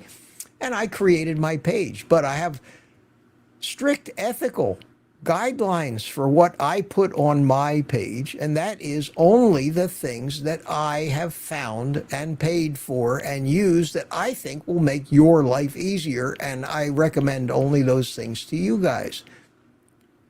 And if you buy them, I say buy them through my link, and I'll make $1 or $2 maybe. That's all.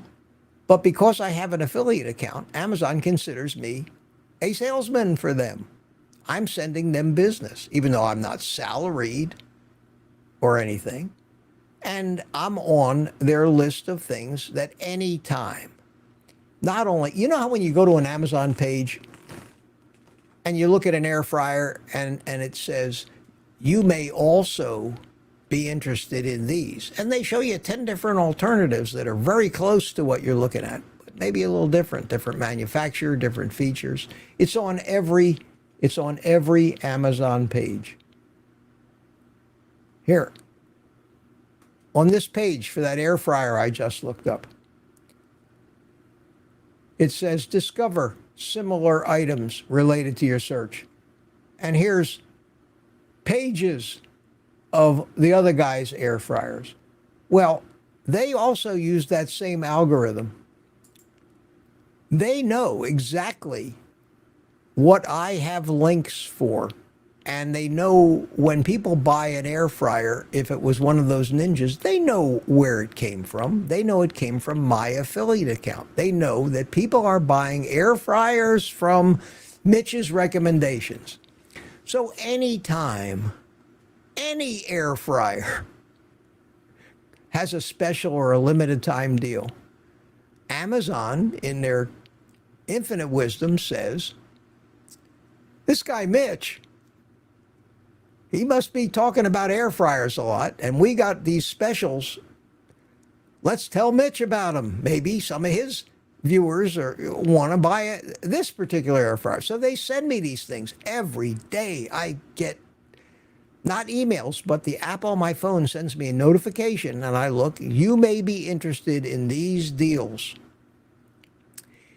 And I almost never let anybody know about any of those. That's not what I do here. I am not running an Amazon sales channel.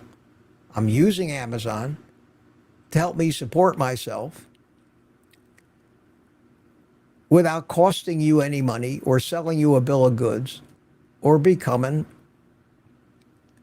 a channel that you say, I don't want to watch Mitch anymore. All he's ever trying to do is sell us stuff. I want to provide a lot of value in this channel, and part of the value I think I'm providing is recommending some of these gadgets that just make it easier. And if you don't like that and you think I'm, a hypocrite, then don't watch me. But this is what I do. I feel, I'm perfectly, my conscience is perfectly at ease, and people thank me for this.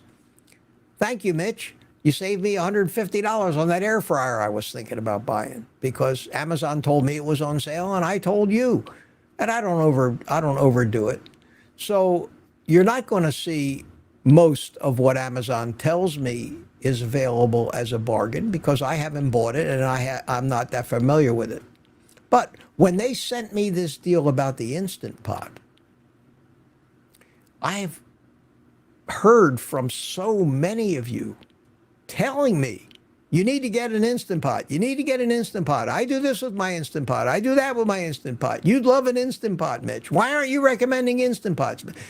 And I still never did it because my attitude up to the point was, what the hell do I need with another kitchen appliance? They're making enough. They make fun of me enough anyway. And then I get this thing from Amazon the other day. The Instant Pot, 42% off, $74.95. I said, what? So I went and took a look at it because I've been hearing about it. And I said, well, this is a no-brainer. I said, even if it wasn't for my YouTube channel, I'd probably, for $75, I'd buy one of these myself. If I didn't like it, I'd throw it away. Like I told you, $75 won't even buy you 3 ribeyes at Costco anymore. You can't fill your gas tank up for $75 anymore. If you can buy a kitchen appliance that's going to last you years and make your lifestyle easier, that's a hell of a good place to invest $75. Plus, if it didn't live up to your dreams, that's why I like Amazon. If it didn't live up to your dreams, you got a month to send it back and get all your money back, and they don't ever give you a hard time. They just refund it. And God, do they refund a lot of stuff. But that's, and sometimes there's places you can get stuff cheaper than Amazon, of course. But I say, what if I need service? What if I want to return it? Well, they got restocking fees. Why I don't buy a lot of stuff at Best Buy? Because on certain things they have restocking fees. If they sell me something that turns out to be bogus or doesn't live up to the claims they make for it, and I return it, and they want to charge me 15, 20% just for the privilege, I understand why they do that, because it's been open and maybe been used. But Amazon doesn't care. Amazon doesn't have restocking fees. They don't, no questions asked. Even if you just don't like it. Even if when you get it, you decide, I don't really need this. People send stuff back to Amazon. People will buy something from Amazon.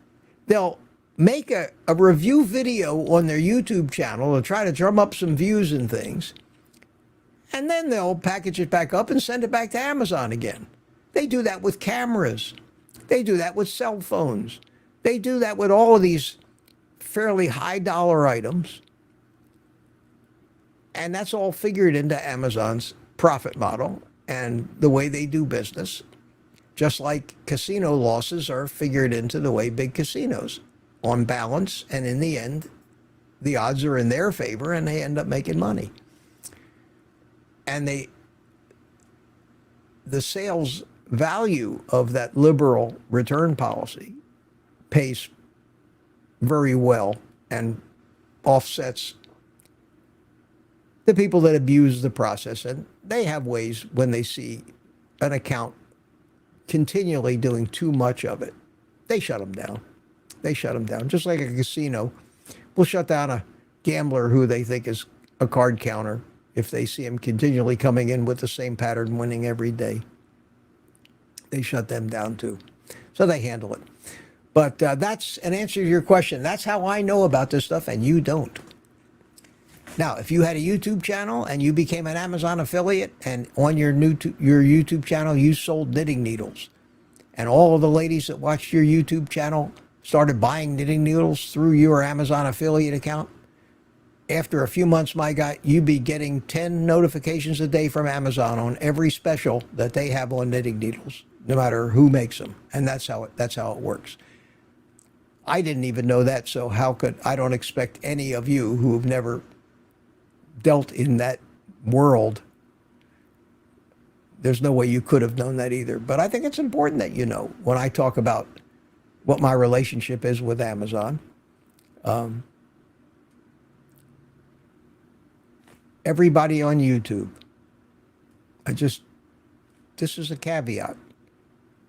Remember this, because there's no bullshit here. This is, if you don't like the way it is, that's not important. It is the way it is, no matter how you spin it. Anytime you hear or see the words, here it is, the link is in the description below. When you hear those words, I don't care if it's on my channel, unless it refers to somebody else's video like I do all the time. You need to watch this video. You need to look at this study. The link is in the description below.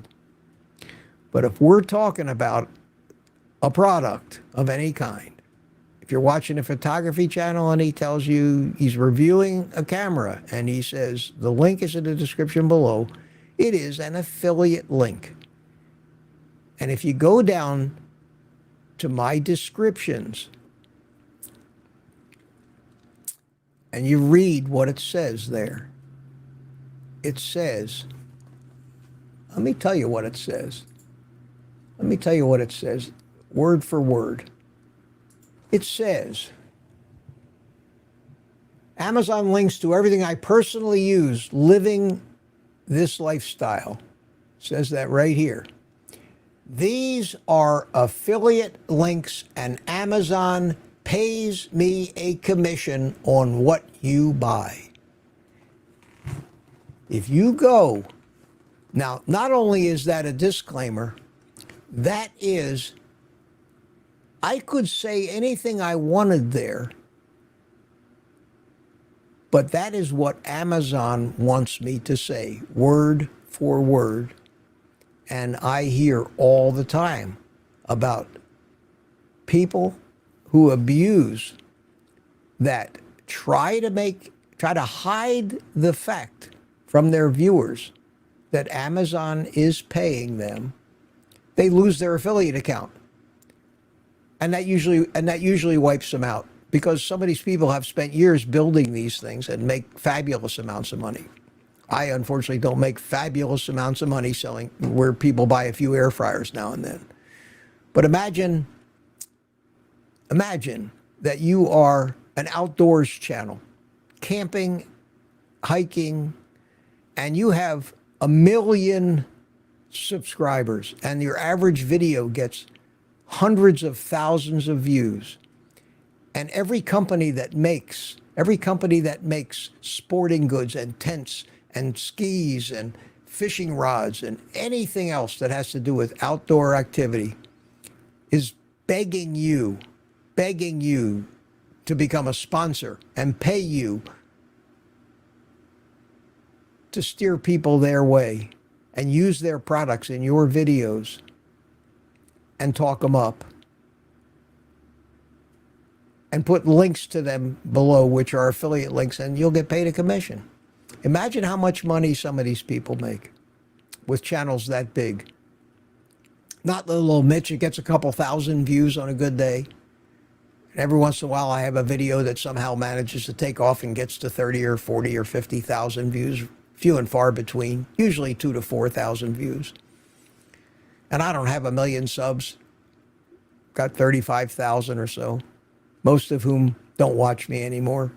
I've long since given up on Carnivore, because most of them do. I've got a couple thousand loyal ones. And you guys, the ones that are here watching, got 138 of you here. And that's about average. That's about right for a sub count. Ken Berry has 3 million subscribers and gets 4,000 or 5,000 people on a live stream. Well, I have a better ratio than he does, believe it or not, of viewers to subscribers in a live stream. Because they come and they go. Everybody jumps on, subscribes, they're eager to start, they get rah-rah, and then they get through 3 days of it, they say, holy shit, I can't do this, and they're gone. And not only are they gone, but Ken Berry is gone out of their mind too. But who takes the time to go unsubscribe to a channel? I'm probably subscribed to 10,000 channels over the course of my YouTube watching life. I don't remember. I don't even know who most of them are. Anyway, these big channels like the hypothetical outdoorsman I talked about can make $30-40 million a year for themselves on a YouTube channel, just making videos and pushing products. And whether they really mean what they say about these products, who knows? At least me, I do have a conscience, and if I recommend something that, or if I get something and play with it, and there's anything about it I don't like for this example, when this sous vide thing is done, if I go and check it out and find out that the temperature wasn't right, I'm gonna tell you. If you're buying this to sous vide in, don't.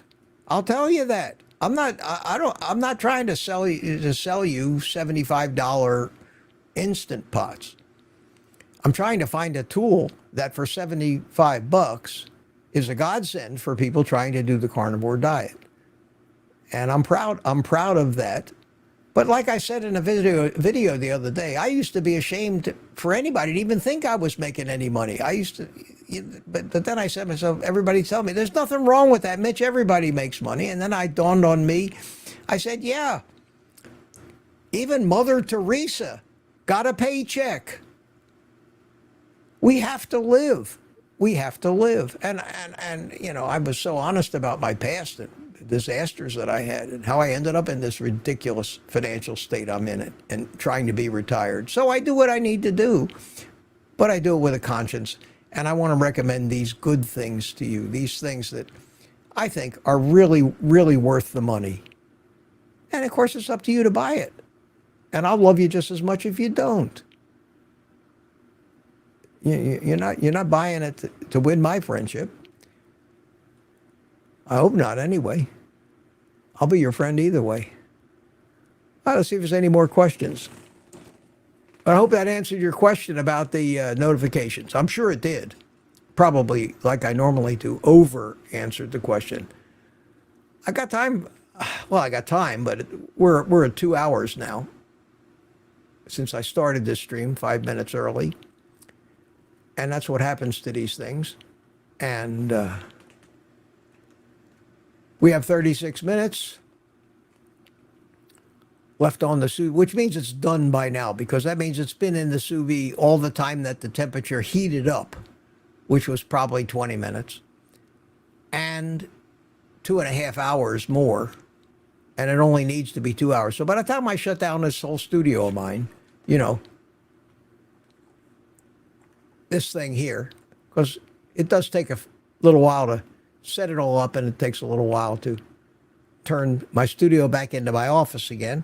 It'll be right. I'll be going in there and I'll be searing it up, putting it on my fancy wood plate, eating it with my fancy knife, and filming that for you. And hopefully we'll have that video out for you tomorrow.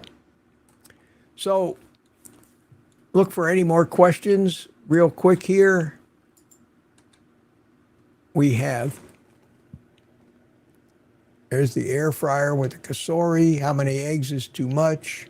Do you get notifications? Nope, that's it. That's it, my friends. That's the last of the questions. I'm sorry I didn't get to read all your chats.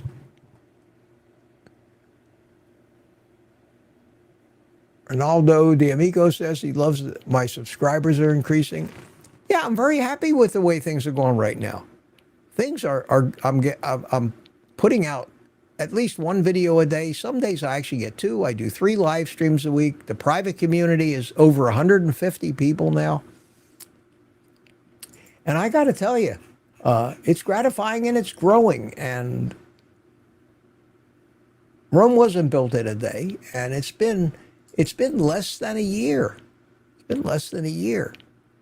And in less than a year, the growth has been spectacular. Here's a list of, this is all the people in my private community now. Some of the nicest people I've ever met in my life. And on Thursday, we have such a great time in those live streams. And you think these live streams are wild. Okay, I see Ann B says you actually showed us that you were using it, the Ninja, that is. Yeah. Yeah, it does 2 things for me.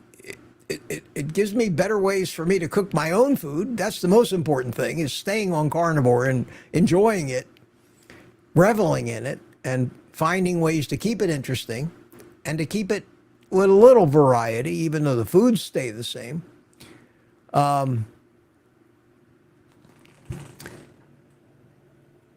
There's another question, Mitch, is that a bobblehead next to your water? That is Walter. Walter is my alter ego. If you guys know who Walter is. Walter is Jeff Dunham's grumpy old man. And the reason, and my son bought me this, and the reason that in case you didn't see it on one of my other live streams, the reason that I have Walter is because of the uncanny resemblance. Not only in attitude, but in looks. And I'm not talking about these looks. I'm talking about these looks. We could be twin brothers. And I love Walter. And I keep him here now every time I do a live stream. So I don't forget my roots. Chelsea Oates joined the private community. Welcome. Welcome. Good to see you, Chelsea. Look forward to seeing you Thursday night this Thursday in the private community live stream.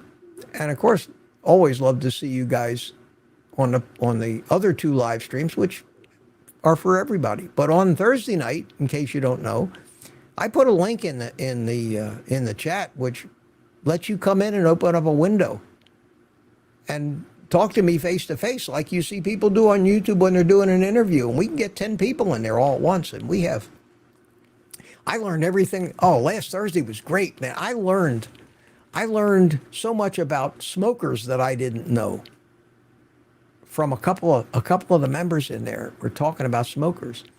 And then I went to my son's last night, and he was smoking wings. And I said, why aren't I smoking these things? What a fabulous way to add flavor and tenderize some of these things like ribs and chicken wings and pulled pork and stuff like that are perfect food for carnivore. And they steered me towards this master-built smoker, electric smoker that uses real wood chips, not pellets, but real wood chips. And it's on Amazon. It's all electronic, and it has an app and everything, and it's a smoker, and it has like 4 racks in it, and you could do half a pig in this thing if you wanted. And it costs $290. And I looked at that and I said, I got to get me one of those. And I didn't do it yet because I just got this Instapot thing to play with. But give me a week or two. I'm going to have one of these. And I am going to become the old guy barbecue master. And we're going to learn how to smoke them and how to finish them in different methods, and that is what can make carnivore better than dull, which is what most people think it is. Well, you can only eat so much meat. Well, I'm telling you something. There are so many ways to cook meat and prepare meat without garbage involved in combination with different meats, smoking, sous videing. Anyway, so that's another thing. And I'm learning from this private community. There's some great people that are very, very, very successful as carnivores. C.L. Thomas says, yes, so much flavor with my pellet grill. Yeah, my son's got a Prager, and he was cooking the wings in them yesterday. And God, were they good. God, were they good. That's Bodzod says, brother, I am struggling, fully committing to this way of life. Do you have any advice to push me over the edge so I never turn back? My friend, it's late now. I got to go, but I have advice. Do I have advice? I have 344 videos in this channel. Every one of them will answer your question and tell you what you need to know from every angle. And I say every angle, I mean every angle. From not only what food to eat, how to start, how to overcome your addictions, why you're addicted. I have videos. I'll tell you the science. I'll tell you the cellular biology. I'll tell you evolutionary biology. In these videos, I explain the why of everything. We go into the studies. We go into the history of the bad diet advice, into the fraud, into the corruption, everything you need to know. That's hundreds of hours of explanations that I couldn't give you on a live stream. So I hope you go explore some of those and see if I don't make any sense to you. Ed says, buy the smoker.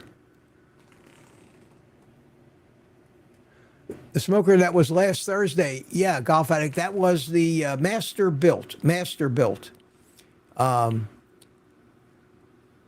As soon as I order one, which will probably be tomorrow or Monday, guaranteed, I will put a link to it in my Amazon, on my Amazon page. So take a look there in a couple days and you'll see it. If you got to have it before then, it's a master built 30-inch electronic smoker. That was what we talked about on Thursday. C.L. Thomas says it improves your health. I've always said smoking is good for you. Hey, LaTanya Smith is here. How you doing? Steve is saying hi to you. Kenneth says, bye, Professor. Class dismissed. Yes, sir. And I got a steak to sous vide, guys. And God, it's just gratifying to end a show still with a full house. 121 people here. I think we got up to close to 140 in this one at one point. But let me go ahead, bring in some traveling music here.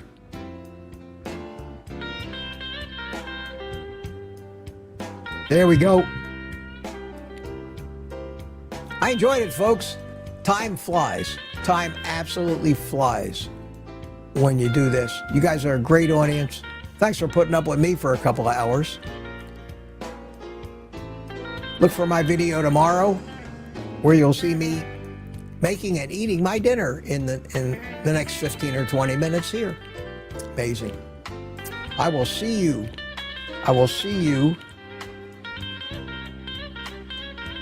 Tuesday. See you Tuesday night in my normal live stream. See you Thursday, and every day I'll see you on a video, and I'll see you in the comments in the chats, because I'm always there. And with that,